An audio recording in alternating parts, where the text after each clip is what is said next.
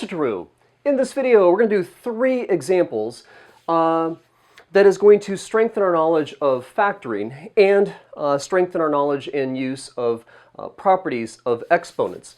We're going to take, now I'm going to, for lack of better words here, I'm going to even have this in quotation marks, we're going to be factoring quote-unquote monomials, or at least that monomial pattern that we've learned in Algebra 2 and Pre-Calculus. But we're going to be factoring monomials, sort of, that involve variable exponents. And in the next video, we're going to be talking about factoring sort of a quadratic pattern, but the exponents are once again going to be involving variables. So we're going to take what you learned in Algebra 2 and Pre-Calc, where we generally had a variable base and fixed exponents, and sort of swap it and change it around. And it's the same skills we've already learned and know, but it definitely increases the difficulty just by making these problems look more complicated. Now, 2 things before we get going here.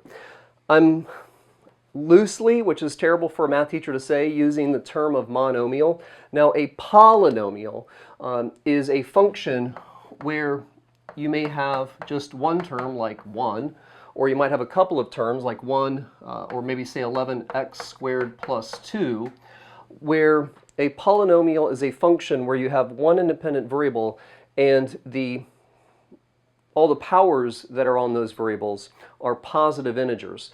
This is not an example. G of x is equal to 11, even if I just say 11 times x to the negative 1 plus 2. Well, that is 11 over x plus 2, and really what we're looking at here is like a rational function that maybe has a vertical shift of 2 units. So the directions in the book that these questions were inspired from, that I'll be using next year with my IB students, and you may have it in your whatever class it is you're taking that you're watching while you're watching this video, it just says factorize or factor the expression.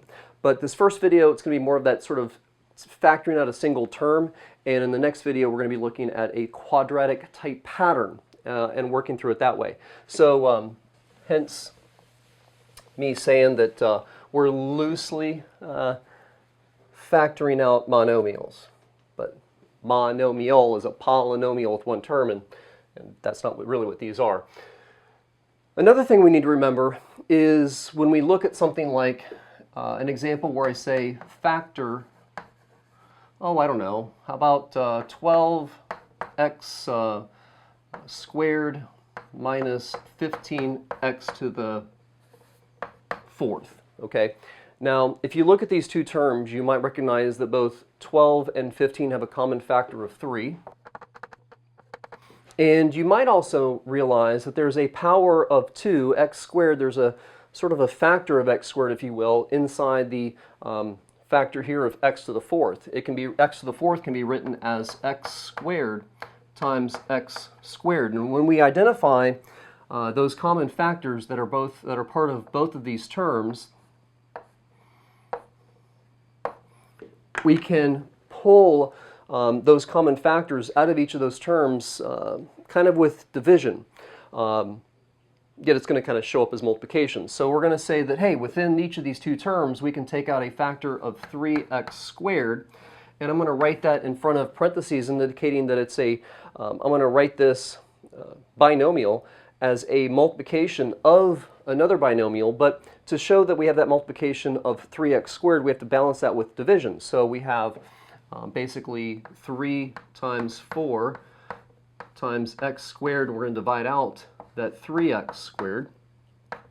And then we have a negative 3 times 5 times x, well, let's just run out of space, x to the 4th over 3x squared. And anything divided by itself is 1. So we have a 3 divided by 3 is 1, and x squared divided by x squared is 1. And over here we have again 3 divided by 3 canceling out, and we have x to the 4th divided by x squared. And if I had, well, okay, that's bothering me. Let's write it the way it was originally in a factored line. X to the 4th was written as x squared times x squared. And those x squares are canceling out, giving us this expression in factorized form. Final answer being 3x squared times 4. Why did I write a plus sign there? Minus 5x squared. And then if you want to check your answer, you just do 3 times 4 is 12, and x squared times just whatever basically coming in there. We have a 12x squared, and 3 times negative 5 is negative 15, and x squared times x squared is x to the 4th. So this is our final answer. Well, this is factoring of monomials that you would have seen in a traditional Algebra 2 book, maybe in Algebra 1, near the end of Algebra 1 probably. So what we're going to do is we're going to take these skills and we're going to apply them to these 3 examples. Sorry for the long intro, but maybe you're not just jumping into an advanced lesson and you're just watching this out of curiosity. So we're going to take a look at number 1, which is absolutely fantastic if you are, just out of being mathematically curious. And we're going to factorize. We've got 2 to the n plus 3 plus 2 to the n. Well, when we look at these two terms, we see that both of these terms have a base of 2. So we can, like these two terms both have a base of x, we can identify those exponents and take out the lowest power. So this first term has a base of 2 to some power. This second term has a base of 2 also to another power. And like I did here, I looked at the power of this x, which was 2. I looked at the power applied to this x, which is 4. And when we recall the skills of factoring out monomials, we were able to take out that lowest power. So the lowest power between n plus 3 and n were within the same expression. So if I'm using the same variable, it has to represent the same unknown value. Then n plus 3 is going to, of course, be greater than n. So when we say I want to factorize this, or realize I have a common factor in these two terms of something base 2, I can write out that base 2 and then identify that lowest power and bring it out. And this is not the only way you can show this problem. So I'm going to do that by dividing each of these two terms by that 2 to the n power, that lowest power on the base of 2. So we have 2 to the n plus 3 over 2 to the n plus 2 to the n over 2 to the n. And of course we know that anything divided by itself is 1. And I'm going to go ahead and remind you once again, I just did this in the previous video, to kind of justify how anything to a power of 0 is 1. When we divide like bases, we subtract those exponents. So that would be 2 to the n minus n, which is going to be in a second 2 to the 0, which of course is 1. As we say, anything divided by itself is 1. On our first term, we have 2 to the exponent in the base, on the base in the numerator of n plus 3, and then we're going to subtract out the exponent that's in the denominator, so minus n. Now, our final answer is going to be 2 to the n, that common factor we identified in each of these terms, times 2, and n minus n is equal to 0, so we have 2 to the 3rd power plus 2 to the 0, which is going to be 2 to the n times 2 cubed is 8 plus anything to the 0 power is 1, whether you just know that as a fact or anything divided by itself is 1. And when you're dividing like bases with the same exponent, of course you take that base and it's n minus n, giving you that exponent of 0. Anything to the 0 power is 1. That comes from basically division and properties of exponents. 8 plus 1 is equal to 9, so our final answer is 9 times 2 to the n. And that is the answer to number 1. But it's not the only way that you can work out this problem, which is great. You don't get this so much in a virtual world of watching video, but when you're in a class together with your classmates and sharing ideas and sharing work on the board, you might do the work this way, and someone else is, well, I didn't work it that way, and I got the same answer. Well, sometimes you just luck into the answer, and sometimes you just found a more creative way of doing the problem, or another way of doing the problem. Like, when do you add exponents? You add exponents when you're, in that previous example, we were talking about factoring and sort of thus division. But what about, hey, you add exponents when you multiply like bases. So 2 to the n plus 3 can be written as 2 to the third power times 2 to the n power plus 2 to the n. Now 2 cubed is equal to 8. And now we have our original problem just written in another form, but we still have that common factor in each of these terms of 2 to the power of n. So we're going to go ahead and pull that out. And we're going to pull that out with it's 8 times this factor, and we have this factor of 2 to the n times effectively kind of 1. So we're going to take out that multiplication and balance that showing of multiplication with division, giving us the same final answer of 2 to the n, or inside the parentheses, 8 times 2 to the n power divided by 2 to the n power is going to cancel out, giving us 8. And of course, again, like we said just a second ago, anything divided by itself is equal to 1. And we get the same answer of 9 times 2 to the n. So 2 different ways of looking at the same problem. Now for our second example, we're going to have the expression, I just want to make sure I didn't run out of time, of 3 to the 2n minus 3 to the n plus 3. Now we see that we have a base of 3 in each of these terms. So some kind of factoring of a common factor, sort of a quote-unquote monomial, is probably going to happen with this question. So let's see here. You know, what is lower? Is 2n going to automatically always be lower than the exponent of n plus 3? Well, if n is equal to 1, that's 2 and that's 4. So don't jump to conclusions as to, you know, which is the lower power that I can factor out of each of these terms. Instead, do what we just did in the second version of the first example and recognize we have 3 raised to n plus 3. When do you add exponents? When you multiply like bases. So we're going to have 3 to the 2n power minus 3 to the third power times 3 to the n power. That's right? 3 to the third times 3 to the n, multiplying those like bases would require you to add those exponents. And now we have 3 cubed, which is 3 times 3 is 9, times 3 is 27. And now look, we have a base of 3 in both of these terms. And, you know, we can see, okay, I'm going to make this statement as if I'm assuming n is positive, but n as opposed to 2n, there's sort of fewer bases of 3 in the second term than we have in the first term. So now we can recognize that n is sort of, you know, unless n is negative, and you could argue about that, but n is basically lower than 2n. So we're going to factor out that common factor of 3 to the n power. And I'm going to, even though we're kind of looking at some advanced factoring, I'm going to go ahead and show this again. Taking out that common factor of 3 to the n, well, we have 3 to the n. When you divide like bases, you subtract those exponents. So we have 2n minus n, yes, just showing every single possible step. Anything divided by itself is 1, to avoid any kind of confusion, if at all possible.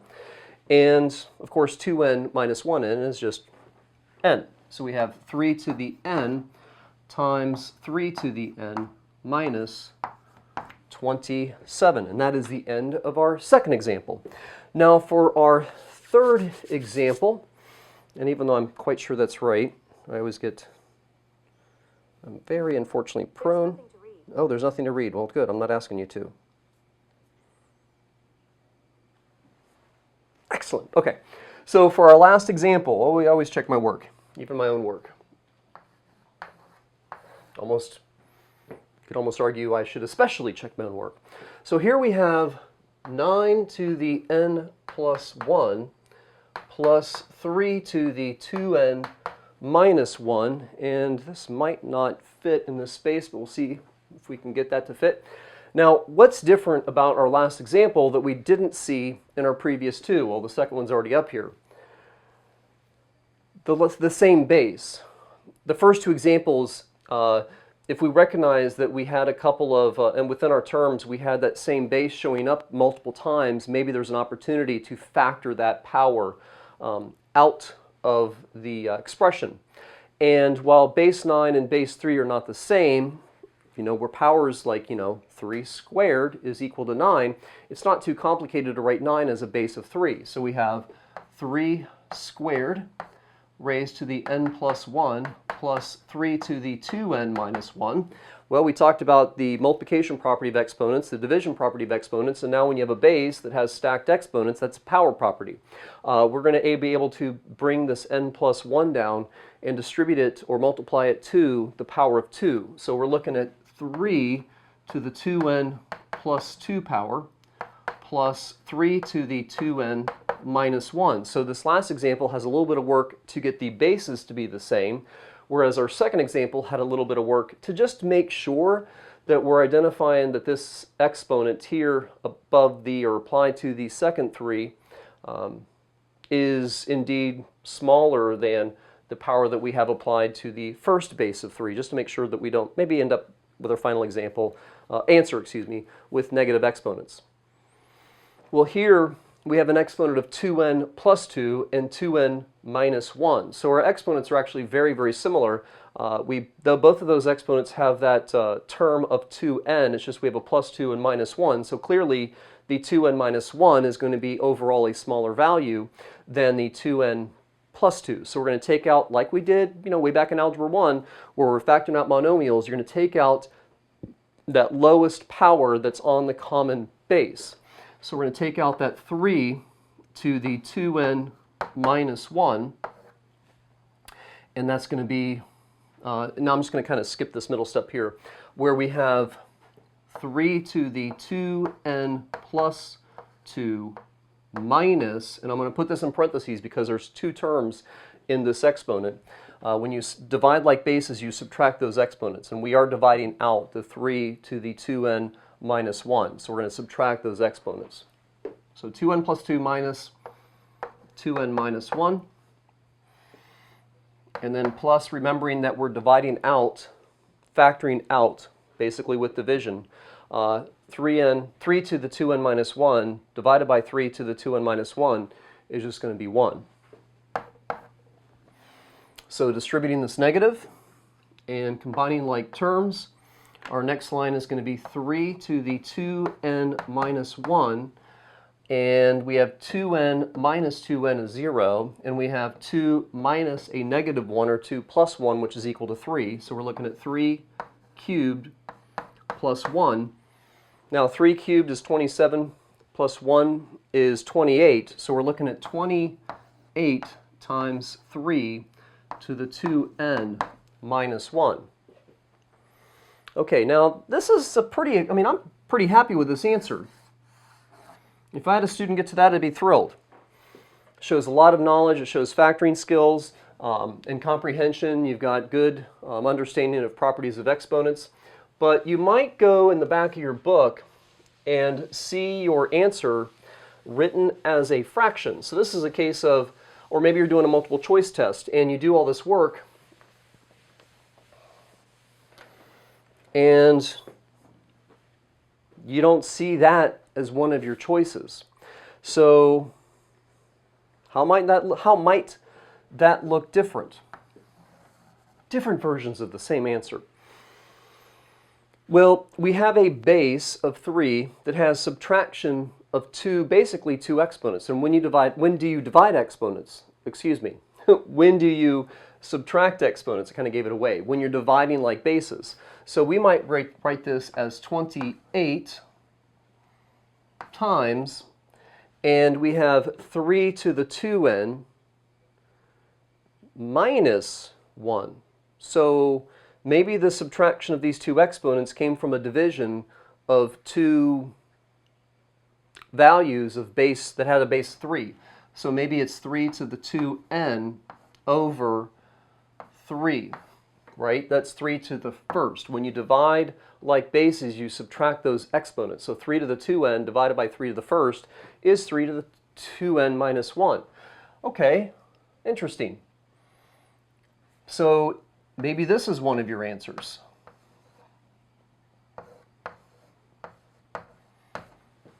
Or maybe if we recognize that 3 to the 2n, kind of undo that that sort of conversion between base 9 to base 3 that we did, and see that we have 3 squared then raised to the n power. And 3 squared is equal to 9, so maybe we have our final answer as 28 over 3 times 9 to the n. And really, how you write your final answer is going to be dependent on the directions of your teacher, or more than likely, maybe you just trying to take the good work that you did and make your answer match one of the multiple choice answers, or maybe just check your answer in the back of the book, or check your answer with something that your friend did. Anyway, I'm Mr. True. Bam! Go do your homework.